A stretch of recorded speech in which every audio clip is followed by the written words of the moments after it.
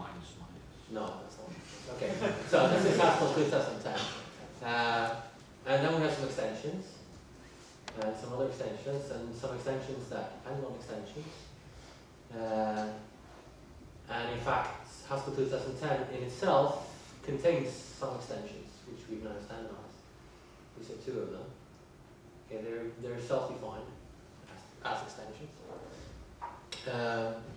There are also some extensions which are no longer in Haskell standard. Well, there's one at least, which is patterns. Okay, so we have the ability to both sort of add self-contained extensions and remove self-contained extensions. Okay, and then for a while we had an extension called no monomorphism restriction.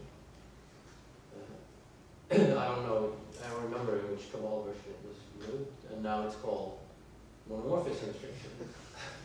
And if you want to remove it, you say no monomorphism restriction, and that means remove monomorphism restriction. Okay, so there's a recent edition, which is the traditional record syntax, which you can, I believe, now say no traditional record syntax. At least you could in 7.2.1, but Cabal doesn't seem to support it, so I don't really know what's up there. But anyway, this goes to show that this gray big thing, that's not really one thing. It's lots of little things. And what else is there?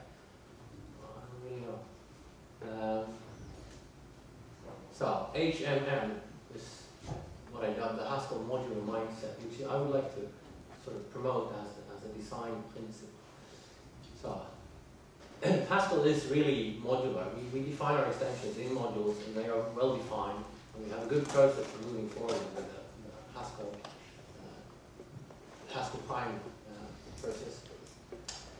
And also being this precise about these modules really, really helps interoperability between different tools. Okay, now you realize what I'm getting. And modularization is really cheap. You just have to, you have to think about it and do it right. But then it doesn't really cost anything. And also, as a sort of a point, as I said, Haskell 2010 is a big gray blob. It's not really a big gray blob. We just haven't explored it enough yet.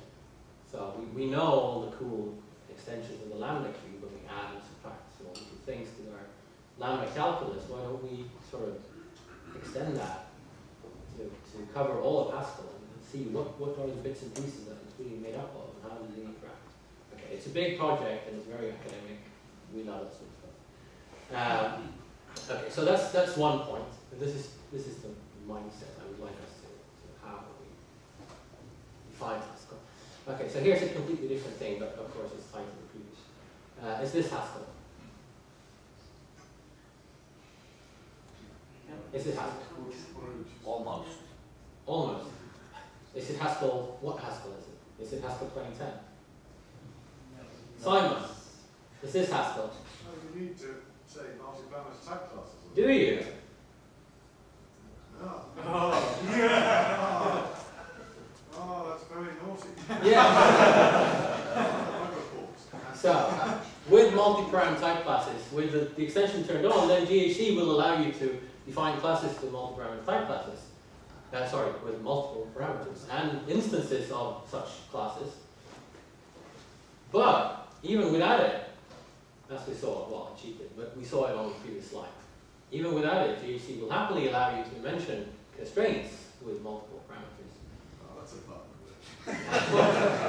Yeah, but it is a bug that when I raised it, it was sort of said that, okay, this is going to be fine. So, okay, I'm happy that you say that it's a bug. So this is how you should do it. And now Ben is waiting for me to end.